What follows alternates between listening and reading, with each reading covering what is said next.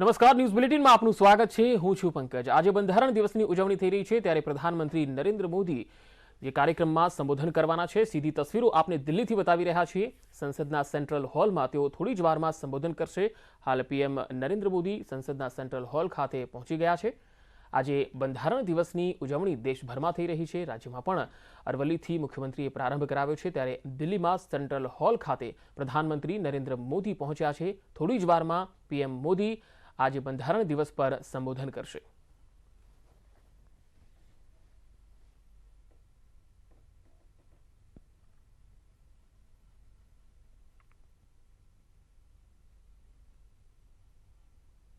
और जिस ऑनलाइन प्रश्नोत्तरी की मैं बात कर रही थी, उसकी पोर्टल की शुरुआत भी आज ही की जाएगी संसद के केंद्रीय कक्ष में राष्ट्रपति के द्वारा।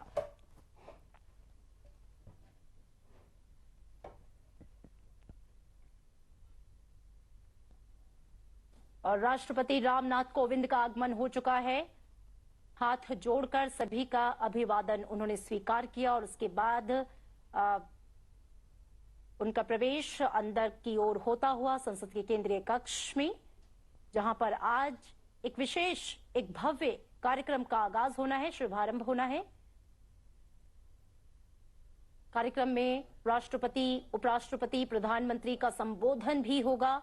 और आप देखिए, उनके स्वागत में तमाम जो गणमान्य वहां पे लोग उपस्थित हैं वो खड़े हैं। और इसके बाद संसद के केंद्रीय कक्ष में सभी का आगमन होगा, कार्यक्रम की शुरुआत होगी। और ये कार्यक्रम अपने आप में विशेष होगा संविधान दिवस के मौके पर, क्योंकि आज का दिन अपने आप में बेहद महत्वपूर्ण।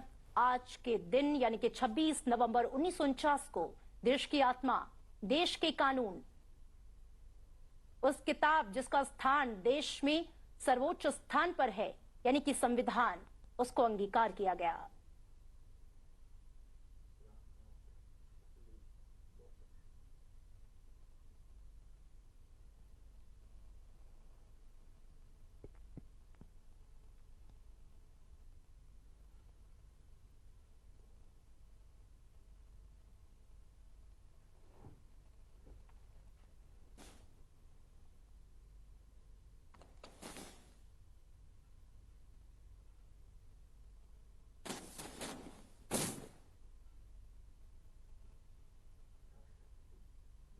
अगवानी के बाद, सभी का अभिवादन स्वीकार करने के बाद राष्ट्रपति रामनाथ कोविंद, उपराष्ट्रपति एम वेंकैया नायडू, लोकसभा अध्यक्ष ओम बिरला, प्रधानमंत्री नरेंद्र मोदी, संसदीय कार्य मंत्री और तमाम गणमान्य लोग संसद के केंद्रीय कक्ष की ओर प्रस्थान करते हुए, जहां पर आज संविधान दिवस के मौके पर एक भव्य, एक विशेष कार्यक्रम का आयोजन किया गया है।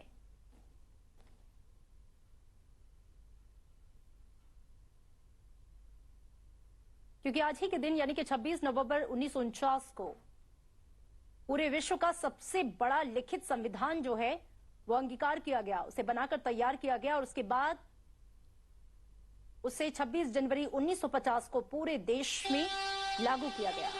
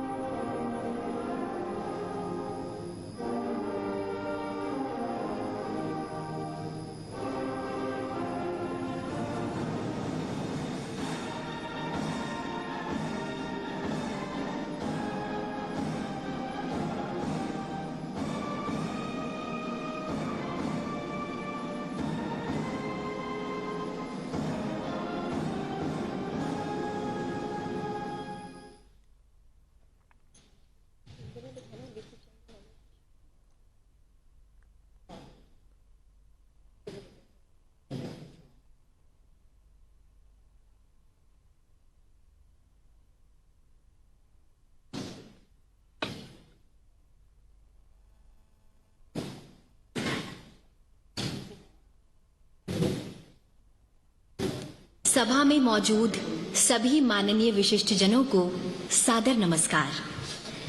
26 नवंबर 1949 ईस्वी मिति माघशीर्ष शुक्ल सप्तमी संवत 2006 विक्रमी को एतद द्वारा संविधान को अंगीकृत, अधिनियमित और आत्मार्पित किया गया। भारत का संविधान दुनिया का सबसे बड़ा लिखित संविधान है, जिसका निर्माण 2 साल 11 महीने और 18 दिनों में हुआ। संविधान के पहले ही पृष्ठ पे लिखा है, इंडिया दैट इज भारत। यह प्रतीक है सभ्यता के सातत्य का, परंपरा की जुड़ती कड़ियों का और जड़ों से जुड़ने का।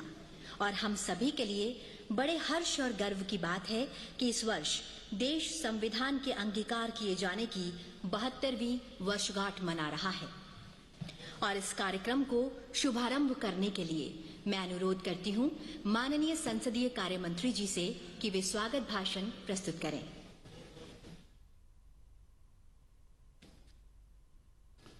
आज संविधान दिवस है।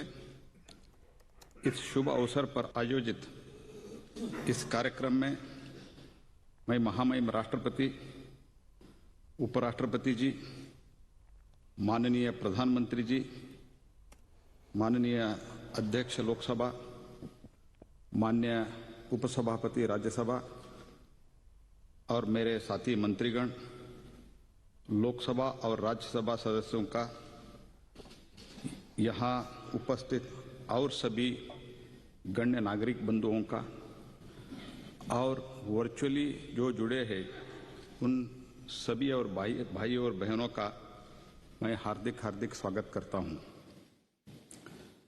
माननीय प्रधानमंत्री नरेंद्र मोदी जी के मार्गदर्शन में 2015 से 26 नवंबर को संविधान दिवस के रूप में मनाने का निर्णय लिया गया।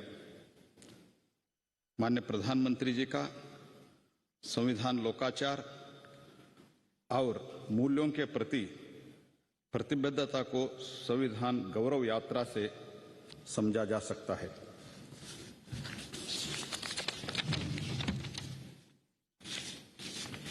जो उनके द्वारा 2010 में गुजरात राज्य में मुख्यमंत्री के रूप में की गई थी। हम 26 नवंबर के महत्व को बहुत अच्छे से समझते हैं, क्योंकि वर्ष 1949 में इस दिन हम भारत के लोगों ने अपनी संविधान सभा के माध्यम से भारत के संविधान के रूप में जाने वाले ये पवित्र ग्रंथ, यह महान दस्तावेज आत्मार्पित किया था।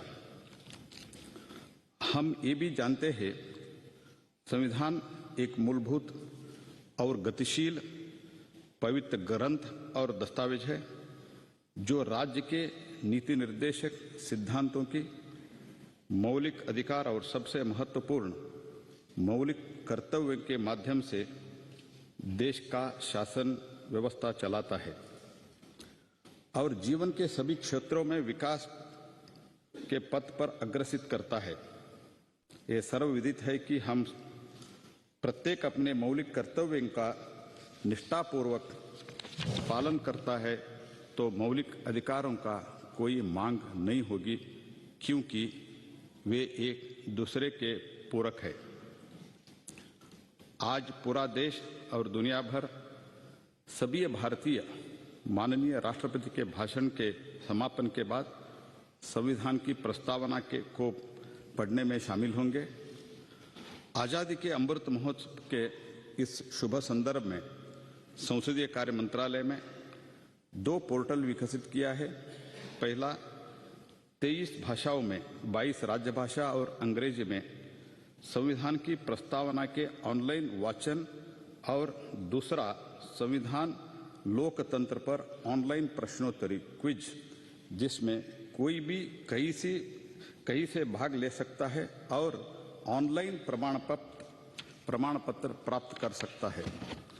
अपनी बात समाप्त करने से पहले मैं पुनः इस भव्य अवसर पर यहाँ उपस्थित सभी लोगों को, ऑनलाइन से जुड़े हुए सभी भाई और बहनों को और माननीय राष्ट्रपति जी, उपराष्ट्रपति जी, माननीय लोकसभा स्पीकर और डिप्टी चेयरमैन को स्वागत करते हुए फिर से आपको सब स्वागत करते हुए मेरा वाणी को विराम देता हूं। धन्यवाद।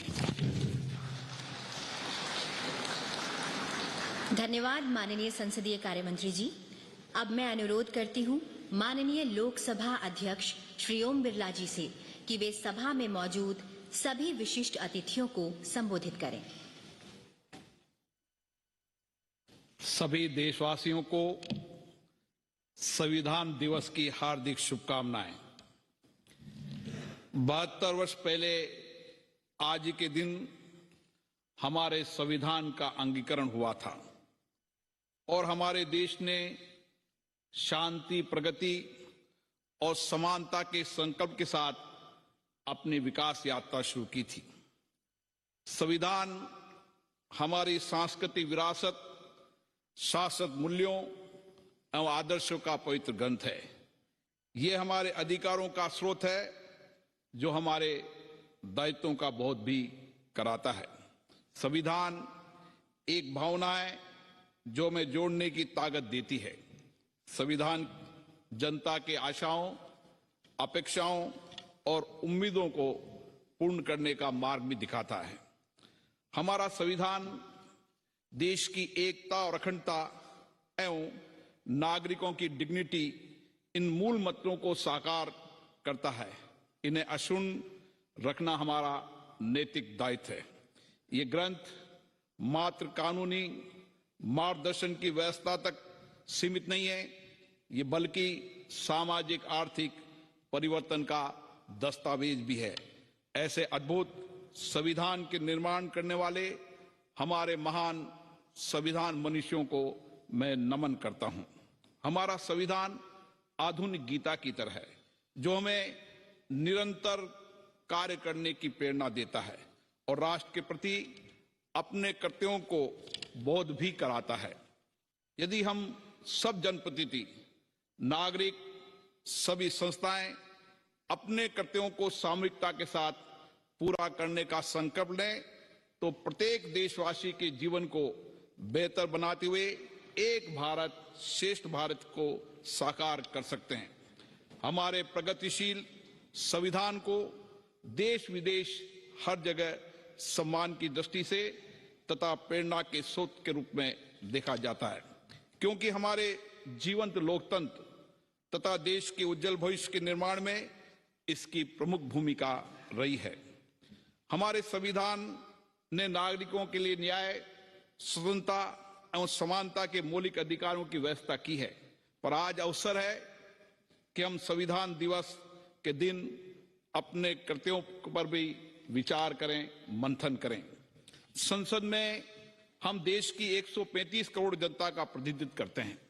संसद के अंदर जनता की समस्याओं और अभावों पर होने वाली चर्चा, संवाद, चिंतन, मनन से जो अमृत निकलेगा उससे आम जन के जीवन को सार्थक बदलाव लाया जा सकता है।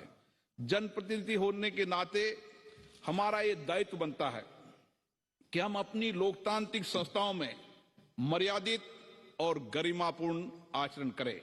संसद की मर्यादाओं और उच्च गरिमापूर्ण परंपराओं को कायम रखना हम सबकी जिम्मेदारी है। हम देश हित में, राष्ट्र हित में सामूहिकता से काम करें। देश के समक्ष प्रमुख मुद्दों को सर्वसम्मति से समाधान करने के लिए अच्छी परंपराओं और परिपाटियों को और सशक्त करें, मजबूत करें। आजादी का अमृत महोत्सव मनाते हुए इस अमृत काल में संविधान दिवस के दिन हम अपने कर्तव्यों और दायित्वों के निर्वहन का संकल्प लें और लोकतांत्रिक संस्थाओं के माध्यम से नए राष्ट्र के निर्माण में योगदान दें। आज संसद द्वारा आयोजित इस संविधान दिवस के कार्यक्रम में गरिमा रूप से उपस्थित गौरवान्वित करने वाले माननीय राष्ट्रपति जी, उपराष्ट्रपति जी, माननीय प्रधानमंत्री जी का हार्दिक अभिनंदन करता हूं और कई देशों से आए मेरे मित्र, पड़ोसी देशों के सभी राजदूतों को भी इस संविधान दिवस पर अभिनंदन करता हूं। आप सबको संविधान दिवस की बहुत बहुत शुभकामनाएं। बहुत बहुत बधाई। धन्यवाद माननीय अध्यक्ष जी। अब मैं अनुरोध करती हूँ माननीय प्रधानमंत्री श्री नरेंद्र मोदी जी से कि वे इस अवसर पर हम सभी को अपने शब्दों के द्वारा अनुग्रहित करें।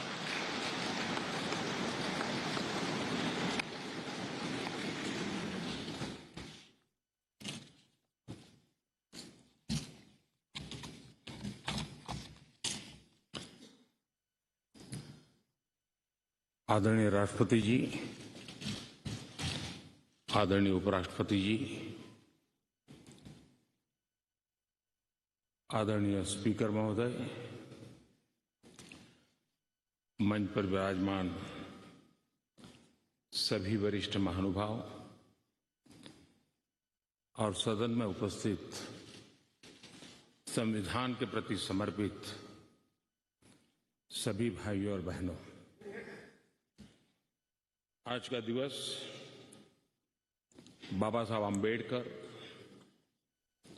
डॉक्टर राजेंद्र प्रसाद जैसे दूरंदेशी महानुभावों को नमन करने का है। आज का दिवस इस सदन को प्रणाम करने का है, क्योंकि इसी पवित्र जगह पर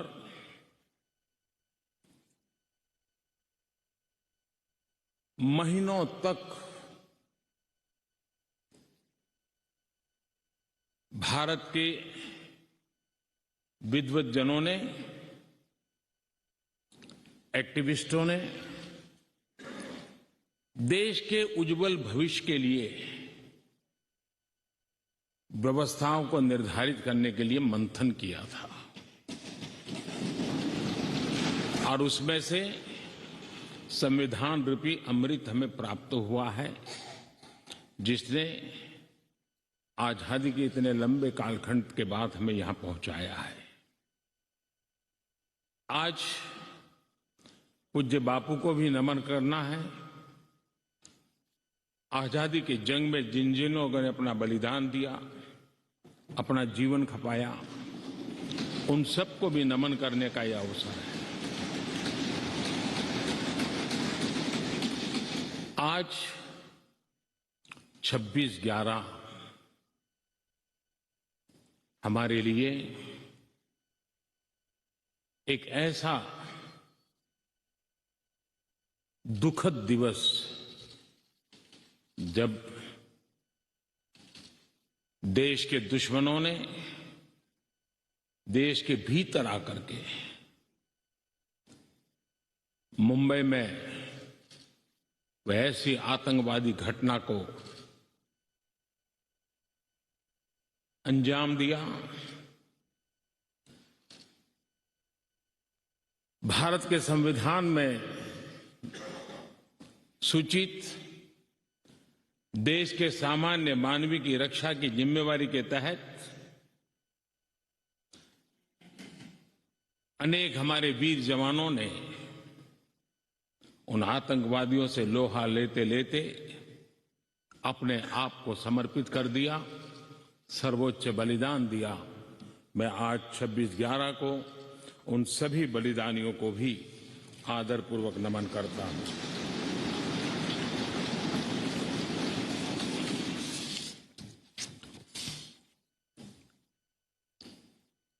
आदरणीय महानुभाव, कभी हम सोचें कि आज अगर हमें संविधान निर्माण करने की नौबत होती तो क्या होता। आजादी के आंदोलन की छाया, देशभक्ति का ज्वाला, भारत विभाजन की विभीषिका, इन सब के बावजूद भी देश हित सुप्रीम हरेक के हृदय में यही एक मंत्र था। विविधताओं से भरा हुआ देश अनेक भाषाएं, अनेक बोलियां, अनेक पंथ, अनेक राजे रजवाड़े, इन सब के बावजूद भी संविधान के माध्यम से पूरे देश को एक बंधन में बांध करके आगे बढ़ाने की योजना बनाना, आज के संदर्भ में देखें तो पता नहीं संविधान का एक पेज भी हम पूरा कर पाते, क्योंकि नेशन फर्स्ट कालक्रम से राजनीति ने उस पर इतना प्रभाव पैदा कर दिया है कि देश हित भी कभी कभी पीछे छूट जाता है। ये उन महानुभावों को प्रणाम इसलिए करना चाहूंगा क्योंकि उनके भी अपने विचार होंगे, उनके विचारों की भी धारा होगी, उस धारा में धार भी होगी, लेकिन फिर भी राष्ट्र हित सुप्रीम होने के नाते सबने मिल बैठ करके एक संविधान दिया।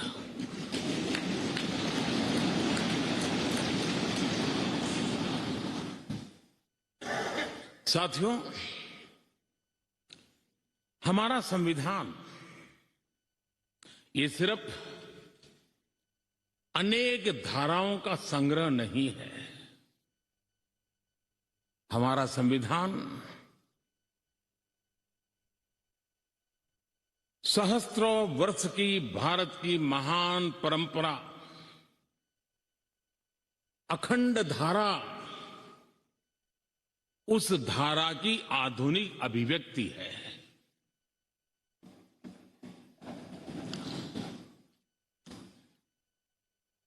और इसलिए हमारे लिए लेटर एंड स्पिरिट में संविधान के प्रति समर्पण, और जब हम इस संवैधानिक व्यवस्था से जनप्रतिनिधि के रूप में ग्राम पंचायत से लेकर के संसद तक जो भी दायित्व निभाते हैं, हमें संविधान के लेटर एंड स्पिरिट को समर्पित भाव से ही हमें अपने आप को हमेशा सज्ज रखना होगा। और जब ये करते हैं तो संविधान की भावनाओं को कहां चोट पहुंच रही है, उसको भी हम नजरअंदाज नहीं कर सकते हैं। और इसलिए इस संविधान दिवस को हमें इसलिए भी मनाना चाहिए कि हम जो कुछ भी कर रहे हैं वो संविधान के प्रकाश में सही है कि गलत है, हमारा रास्ता सही है कि गलत है। हर वर्ष संविधान दिवस बनाकर के हमने अपने आप को मूल्यांकन करना चाहिए। अच्छा होता देश आजाद होने के बाद 26 जनवरी प्रजासत्ताक पर्व की शुरुआत होने के बाद हमें 26 नवंबर को संविधान दिवस के रूप में देश में मनाने की परंपरा बनानी चाहिए थी, ताकि उसके कारण हमारी पीढ़ी दर पीढ़ी संविधान बना कैसे, कौन लोग थे इसको बनाते थे, किस परिस्थितियों में बना, क्यों बना, हमें संविधान कहां ले जाता है, कैसे ले जाता है, किसके लिए ले जाता है, इन सारी बातों की हर वर्ष अगर चर्चा होती है तो संविधान जिसको दुनिया ने एक जीवंत इकाई के रूप में माना है,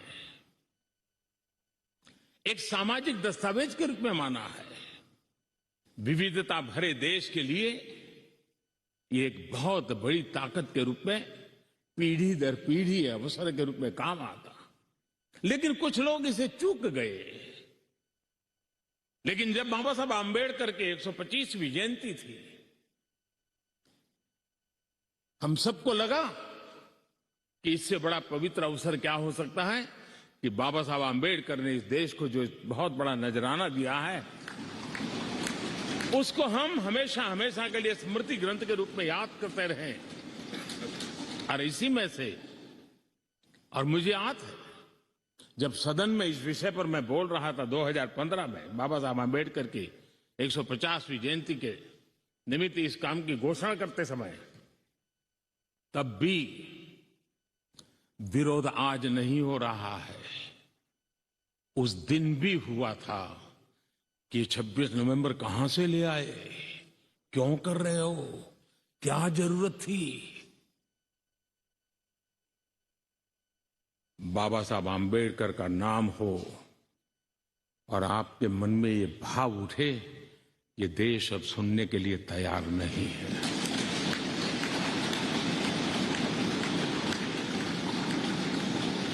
और आज अब भी बड़ा दिल रख करके खुले मन से बाबा साहब आम्बेडकर जैसे मनीषियों ने देश को जो दिया है, इसका पुण्य स्मरण करने की तैयारी ना होना, ये भी एक चिंता का विषय है।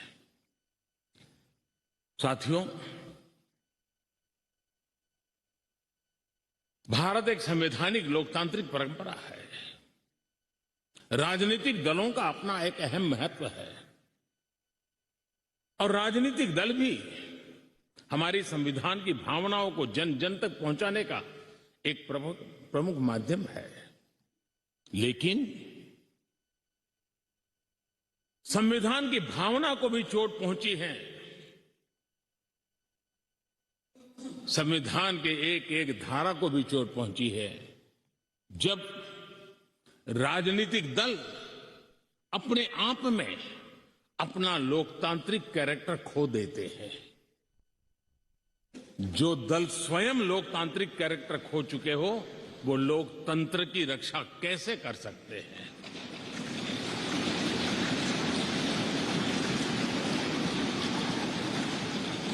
आज देश में कश्मीर से कन्याकुमारी, हिंदुस्तान के हर कोने में जाइए,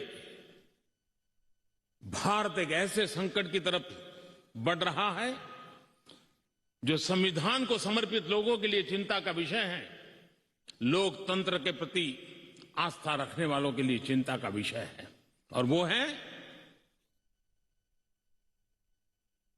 पारिवारिक पार्टियां।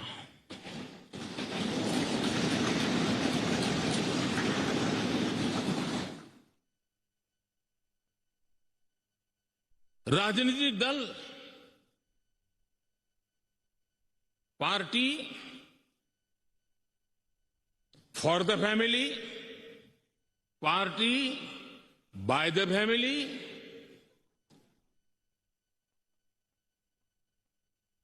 अब आगे कहने की जरूरत मुझे नहीं लगती है।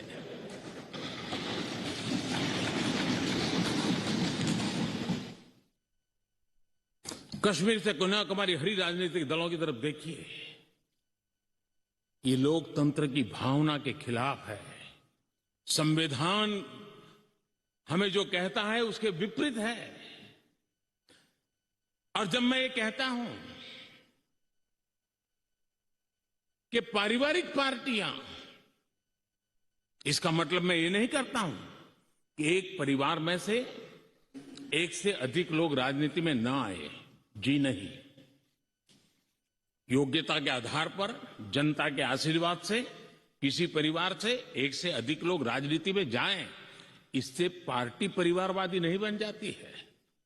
लेकिन जो पार्टी पीढ़ी दर पीढ़ी एक ही परिवार चलाता रहे, पार्टी की सारी व्यवस्था परिवारों के पास रहे, वो लोकतंत्र, स्वस्थ लोकतंत्र के लिए सबसे बड़ा संकट होता है। और आज संविधान के दिवस पर संविधान में विश्वास करने वाले, संविधान को समझने वाले, संविधान को समर्पित सभी देशवासियों से मैं आग्रह करूंगा कि देश में एक जागरूकता लाने की आवश्यकता है। जापान में एक प्रयोग हुआ था।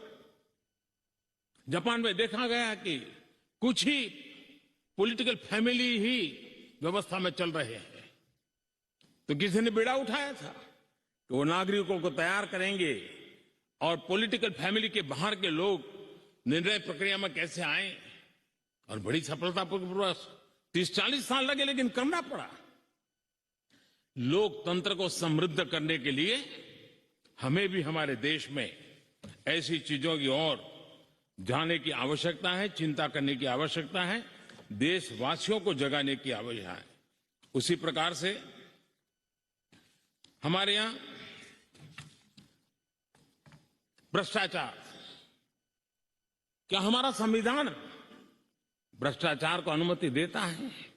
कानून है, नियम है, सब है, लेकिन चिंता तब होती है कि जब न्यायपालिका ने स्वयं ने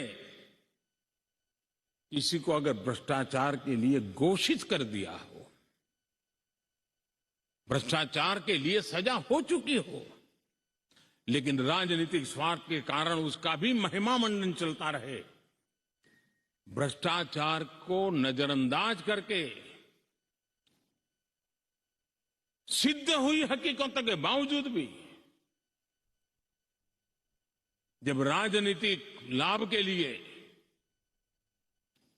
सारी मर्यादाओं को तोड़कर, लोक लाज को तोड़ करके उनके साथ बैठना उठना शुरू हो जाता है, तो देश के नौजवान के मन में लगता है कि अगर इस प्रकार से राजनीति के क्षेत्र में नेतृत्व करने वाले लोग भ्रष्टाचार में डूबे हुए लोगों की प्राण प्रतिष्ठा कर रहे हैं, मतलब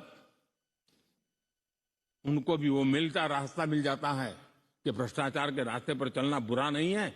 2-4 साल के बाद लोग स्वीकार कर लेते हैं कि हमें ऐसी समाज व्यवस्था खड़ी करनी है। क्या समाज के अंदर, हां, भ्रष्टाचार के कारण कोई अगर गुना सिद्ध हो चुका है तो उसको सुधरने के लिए मौका दिया जाए, लेकिन सार्वजनिक जीवन में प्रतिष्ठा देने की जो स्पर्धा चल पड़ी है, ये मैं समझता हूं अपने आप में नए लोगों को लूटने के रास्तों पर जाने के लिए मजबूर करती है, और इसलिए हमें इससे चिंतित होने की जरूरत है। यह आजादी के 75 साल है, यह अमृत काल है। हमने अब तक आजादी के 75 साल दरमियान देश जिस स्थिति से गुजरा था, अंग्रेज भारत के नागरिकों के अधिकारों को कुचलने पर लगे हुए थे,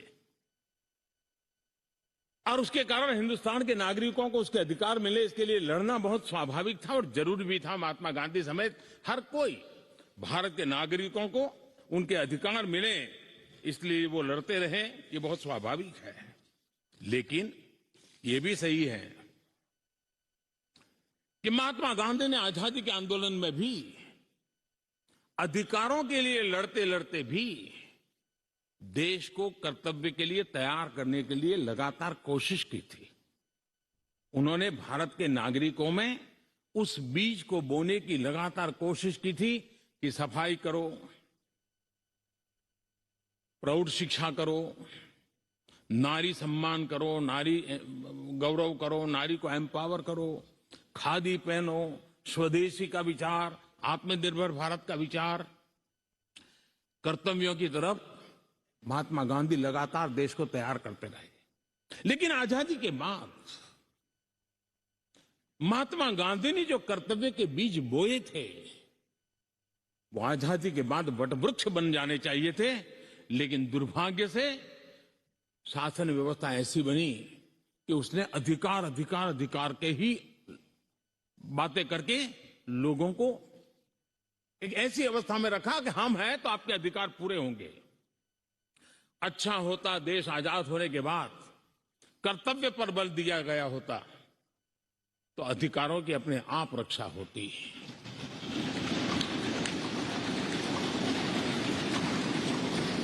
कर्तव्य से दायित्व का बोध होता है, कर्तव्य से समाज के प्रति एक जिम्मेवारी का बोध होता है।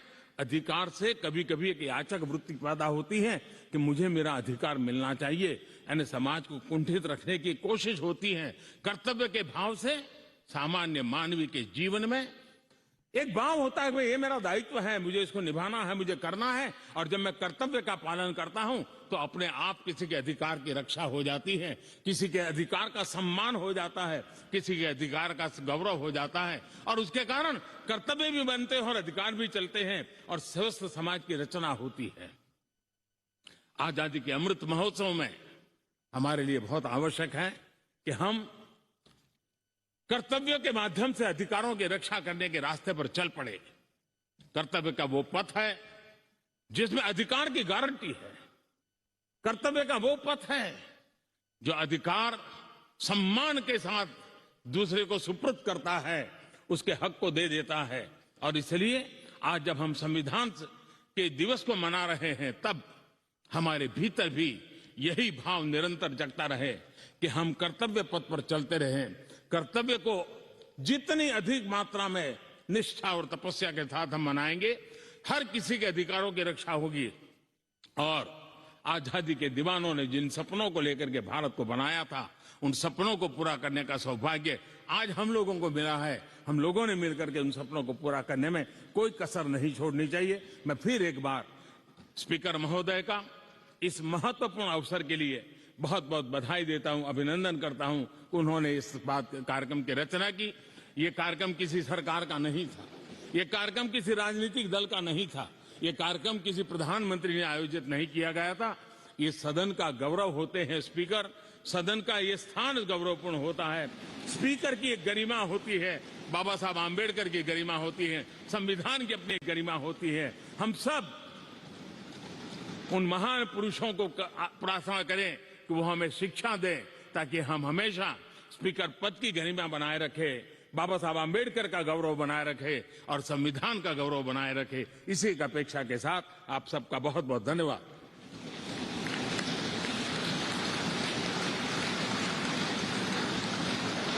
धन्यवाद माननीय प्रधानमंत्री जी। अब मैं आग्रह करती हूँ माननीय उपराष्ट्रपति जी एवं राज्यसभा के सभापति श्री एम वेंकैया नायडू जी से कि वे विशिष्ट सभा को संबोधित करें।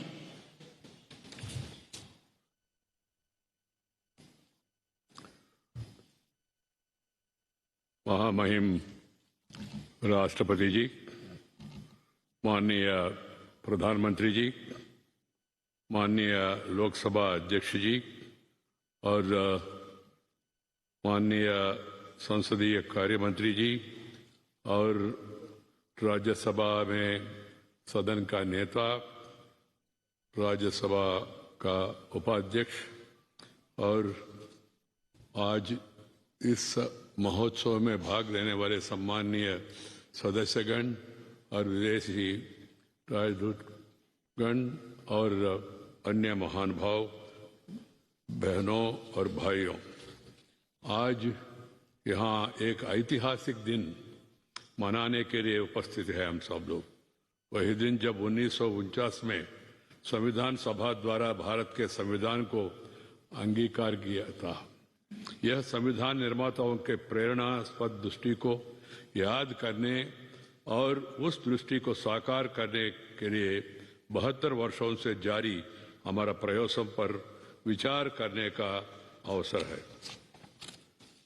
My dear members, brothers and sisters, today we all are assembled here to commemorate a historic day, a day when the Constitution of India was adopted by the Constituent Assembly in 1949. It's an occasion to recall the vision that inspired the constitutional makers, reflect on the continuing mission that began 72 years ago to translate that vision into action. At the outset, I pay my gratitude to the President of the Constituent Assembly, Dr. Rajendra Prasad ji, Chairman of the Drafting Committee, Dr. Baba Saheb Ambedkar ji, and the members of the Constituent Assembly for providing direction for nation building. Their overreaching framework continues to guide us in the collective endeavor of our nation to scale new heights amidst the contemporary national and international challenges. Our Constitution, in essence, is a statement of values, ideas, ideals, seeking to ensure justice, liberty, and equality for all in the true spirit of fraternity, and is a guide to peaceful democratic transformation, enabling the people to fulfill their aspirations. Our Constitution is marked by innovative borrowing from various sources and selective adoption, integrating the long-held indigenous values and Western concepts also. It exemplifies the essential Indian worldview that believes in welcoming noble thoughts from all over the world and adopting